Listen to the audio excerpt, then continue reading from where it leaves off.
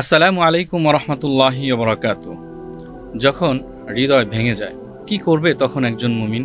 জীবনে চলার পথে আমরা সবাই কম বেশি দুঃখ, কষ্ট, হতাশা সম্মুখীন হই।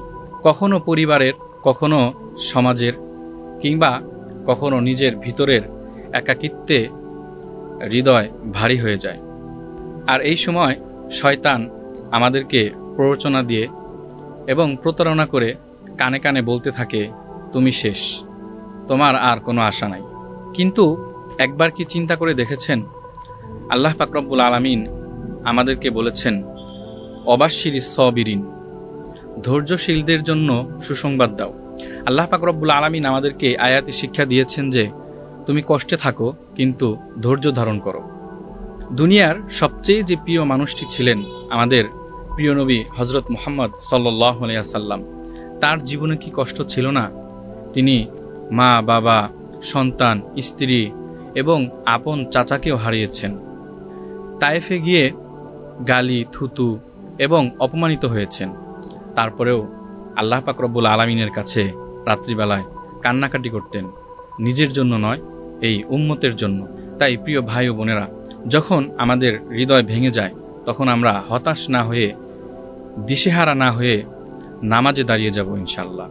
নামাজে দাঁড়িয়ে সেজদায় পড়ে যাব এবং নামাজ শেষে আল্লাহ পাক রব্বুল আলামিনের কাছে নিজের মনের ভেতর এবং বাহিরের যেই জমানো কথাগুলি আছে, দুঃখ কষ্টগুলি আছে, আল্লাহ পাক রব্বুল আলামিনের কাছে হৃদয় উজাড় করে দু চোখের পানি ফেলে আল্লাহর কাছে প্রকাশ করব ইনশাআল্লাহ। নামাজের পরে এই কান্নাই আপনার হৃদয়কে হালকা করে দিবে এবং অন্তরে এক অন্যরকম প্রশান্তি লাভ করবে ইনশাআল্লাহ। আল্লাহ পাক রব্বুল আলামিন পবিত্র কালামে পাকে ইরশাদ করেন, আলা বিযিক্রিল্লাহি তাতমাইন্নুল কুলুব, নিশ্চয়ই আল্লাহর জিকির অন্তরসমূহকে প্রশান্তি দান করে।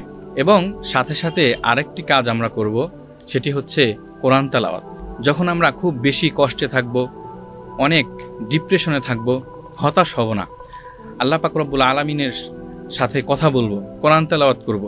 কোরআন তেলাওয়াতের মাধ্যমে অন্তর প্রশান্তি লাভ করে। হযরত ওমর রাদিয়াল্লাহু তাআলা আনহুর ঘটনা সম্পর্কে আমরা অনেকেই জানি যে যখন তিনি ইসলাম গ্রহণ করেন তখন কোরআন তেলাওয়াত তার অন্তরকে বিদীর্ণ করে, আর তখন তার দিক পরিবর্তন হয়ে যায়, তিনি ইসলামের সুশীতল ছায়ায় চলে আসেন।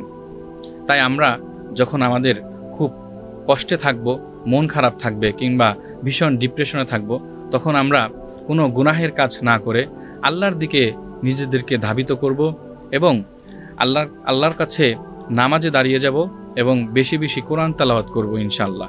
আল্লাহ পাক দেখবেন আমাদের এই নামাজের মাধ্যমে এবং কোরআন তেলাওয়াতের মাধ্যমে নিজের ব্যক্তিগত সমস্যা, পারিবারিক সমস্যা কিংবা সামাজিক সমস্যা, যে কোনো ধরনের সমস্যাই হোক, আল্লাহ তাআলা তা মিটিয়ে দিবেন।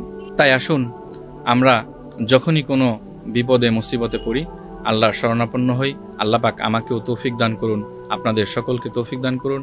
আমিন। আসসালামু আলাইকুম ওয়া রাহমাতুল্লাহি ওয়া বারাকাতুহু।